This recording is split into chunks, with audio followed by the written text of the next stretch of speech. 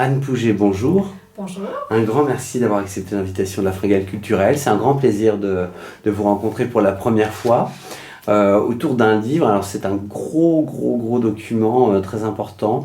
D'ailleurs, c'est pas vous qui êtes sur la couverture, c'est Auguste Gerhards, c'est comme ça qu'on prononce. Auguste Gerhards. Gerhards, ok.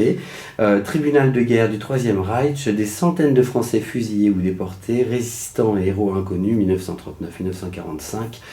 Et c'est en coédition, je vois, avec le Cherche Midi et le ministère de la Défense. Oui. C'est en librairie. Expliquez-nous qui est Auguste Gerhards. Alors, Auguste Gerhards est un historien alsacien d'origine, d'où son nom d'ailleurs, qui a fait de nombreuses recherches. Alors, c'est un écrivain, il a déjà fait plusieurs livres sur les malgré nous. Il s'est vraiment intéressé à ce sujet. Et notamment, il a cherché un petit peu la trajectoire de son père, Théodore, donc Gerhards, qui a été traduit devant ce tribunal de guerre du Troisième Reich. Et il a fait des recherches et de piste en piste, enfin comme font les historiens et les chercheurs, il est arrivé jusqu'aux archives de Prague où il a mis à jour ces archives inédites. Alors, vous, quel rôle vous avez... Alors, Auguste est décédé en 2010. Oui. Alors en fait, Auguste Gerhards avait commencé ce magnifique travail qui est vraiment un travail de thèse impressionnant, qui était même plus important que ce qui est de ce résultat. Et il est décédé en 2010, donc c'est sa veuve qui a fait appel au Cherche Midi, qui lui a demandé s'il était possible de faire un livre de ses travaux de recherche. Donc elle lui a envoyé le manuscrit, ses travaux, et Philippe Héraclès a accepté et il m'a demandé si j'étais disposée à finir la rédaction, enfin à en faire un livre publiable. Alors pourquoi vous avez accepté ? J'ai voulu voir le manuscrit, le lire en premier lieu, parce qu'il m'avait dit que c'était un pavé. Donc je me suis dit, oula, ça va prendre du temps. Et en fait, j'ai été passionnée par le sujet. Donc vraiment, c'est impressionnant. Et puis de voir le travail minutieux qu'il a fait autour de ses recherches et autour des mairies, de tous les personnages, c'est vraiment un travail qui méritait d'être publié. Parce que c'est un livre mémoire, pour le coup. Alors, ce livre se répartit en 3 parties.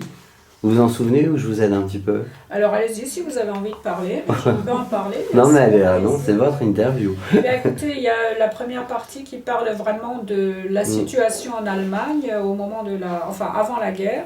Ensuite, la mise en place de ce tribunal, comment il s'est articulé, comment on en est arrivé à faire ce tribunal et pourquoi. Et il y a une grande partie qui est le mémorial, puis-je dire. C'est-à-dire qu'Auguste Gerhards a recensé les 835 noms de Français qui ont été traduits devant ce tribunal de guerre. Donc il en a fait les biographies et voilà. Donc c'est vraiment un travail très important. Avec, je le précise, les sources, les références aux sources pour que les historiens futurs puissent faire eux-mêmes leurs recherches. Alors justement, la première et deuxième partie, on apprend vraiment plein de choses sur le tribunal de guerre. Oui. Alors on savait que ce tribunal existait bien sûr, puisque ce n'est quand même pas un grand secret. Mais bon, il explique un peu le mécanisme de la mise en place de ce tribunal avec les juges, enfin comment ils ont été sélectionnés, donc dont l'amiral Bastian qui est le plus célèbre ou le plus tristement célèbre.